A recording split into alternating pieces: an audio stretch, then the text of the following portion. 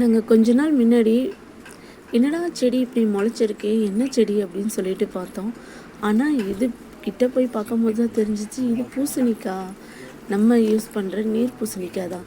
நாங்கள் விதையே போடலை, ஆனாலும் அந்த நீர் பூசணிக்காய் ஏதோ நாங்கள் யூஸ் பண்ணி தூக்கி போட்ட விதையிலேருந்து வந்திருக்கு போல். ஆனால் எங்களுக்கு ரொம்ப ஆச்சரியமாக இருந்துச்சு, என்னடா இது நம்ம விதையே போடலையே, அதுவாக வந்திருக்கே அப்படின்னு சொல்லிட்டு. அதுக்கப்புறம் நாங்கள் சும்மா விடுவோமா, உடனே அந்த பூசணிக்காயை போய் பார்த்த உடனே அறுத்து எடுத்துட்டோம். இப்போ என்னடான்னா, இந்த நீர் பூசணிக்காயை வச்சு நாங்கள் சாம்பார் செய்யலான்னு இருக்கோம். நம்ம என்ன தான் கடையில் வாங்கி நம்ம செஞ்சாலும் நம்ம வீட்டில் எந்த மாதிரி இருக்கிற ஏதோ ஒரு காய்கறியை பார்க்கும்போது இருக்கிற சந்தோஷம் இருக்குது பாருங்கள், அது மனசில் சொல்லவே முடியாது.